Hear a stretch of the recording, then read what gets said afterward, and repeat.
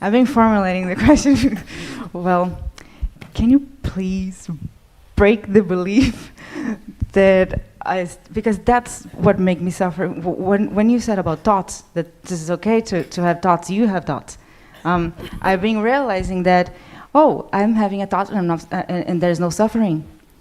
But the thought that I how can I say that I don't like or that I suffer is the thought that contains the belief that enlightenment, when enlightenment happens, you become an extraordinary human being. You just don't worry about nothing, like you are in traffic and it's okay, I am in a traffic, and you are in or for example the dentist thing, like you are with headache, I'm with headache, you don't like. That's my belief. I Okay, can't. well, next time somebody's mobile phone goes off, I will lose it with them, and that will cure you of your belief that.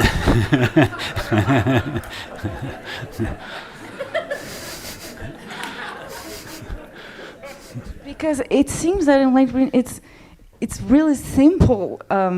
The only thing that prevents me is those beliefs that are not. Because the only thought that I was suffering it in these 2 days that I was observing is the thought that says that I'm far away from my true nature, and I need to do a lot of work to come back to it. That's the only thought that makes me suffer, like that I don't like, I would say. That's true. It's another way of saying the only thought that makes you suffer is the thought that contains you as a personal entity within it.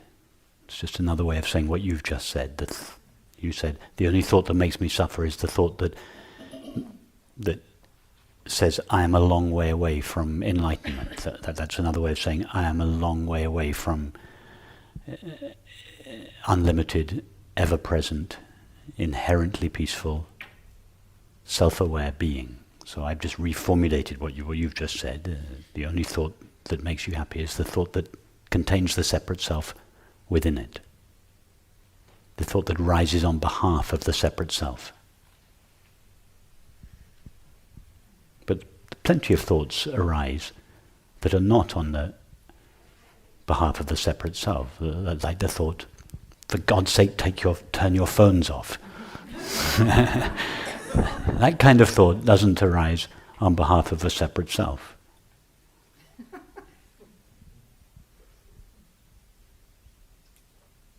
Because it arises on behalf of the desire to create a certain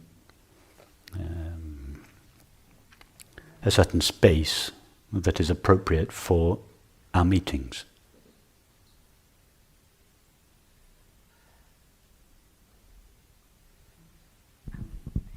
Do you have daydreams? Daydreams? Yeah, sometimes when you're doing nothing, like you don't have nothing, I don't know, you have daydreams, like imagining. Yes, my thoughts are free. The purpose is not to be without thoughts. It is simply the thoughts, just those thoughts that arise on behalf of the separate self. Those are the only problematic thoughts. All creativity comes out of some kind of a dream. When the mind is free to dream something new. That's not an egoic thought. On the contrary, if your daydream is a repetitive thought whose purpose is to avoid your having to fully feel the sense of lack or dis-ease in yourself, then your daydream would be an egoic dream. But not all daydreams come from the desire to avoid the discomfort of the sense of lack. Some of them are creative. Lots of scientific discoveries take place in when people's minds are just open, free, and unfocused. That's when a new possibility comes into the mind. I know that you already said that a thousand times that it's okay to have dreams, it's okay to have goals, but what about don't have dreams and don't have goals? Because my only goal is to like be you. That's my only goal in life, and that's. No, I don't recommend that. Not be you like Rupert. It's be you like enlightened. Doesn't matter where I will be. I don't care. Rupert is not enlightened. No, oh yes, I know. I just want enlightenment to take place permanently. That's my only goal. But that's your problem. You want enlightenment to take place. You want enlightenment to happen, and by cherishing that belief, you believe that enlightenment is something that's going to happen in the future. It's not. Enlightenment never happens. It's not something that happens. It is your nature now. And by believing that it is something that's going to happen in the future, you prevent yourself from seeing what is present now.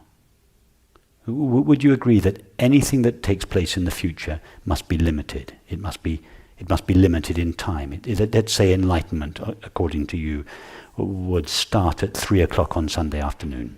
Yeah. So if it starts at 3 o'clock on next Sunday afternoon, it means it's not present now. Yeah. So if it starts at a certain time, it must, by definition, end at another time. Would it be possible for anything to start and not stop? It's not possible.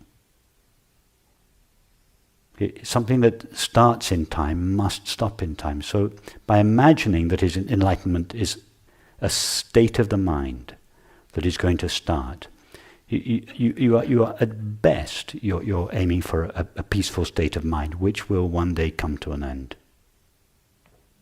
Enlightenment is not an experience. It is not a state of mind. It is not something that happens. It is that which is already present but seemingly veiled by thoughts and perceptions.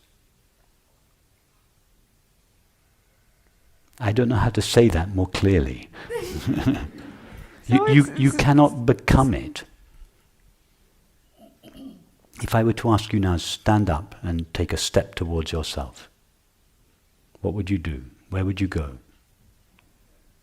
So your job is to remember us that we are already enlightened? You could put it like that, or yes, you could put it like that. But just my job is to remind you. Forget about enlightenment. Yeah, just forget about enlightenment. It complicates everything. Don't think about enlightenment. and the whole kind of search for enlightenment, just forget about it. Enlightenment simply means knowing who you truly are, not becoming something in the future, just knowing who you truly are now. Enlightenment is just an exotic word for the knowing the nature of our own being, or its knowing of itself, because it is our being that knows itself. Our being is not known by something other than itself. It's not something that you can acquire, it's not something that somebody can give to you. So yes, my job is to continually remind us of that and to provide pathways from where we seem to be to where we really are. And because there are lots of different places where different people seem to be, so there are lots of different pathways.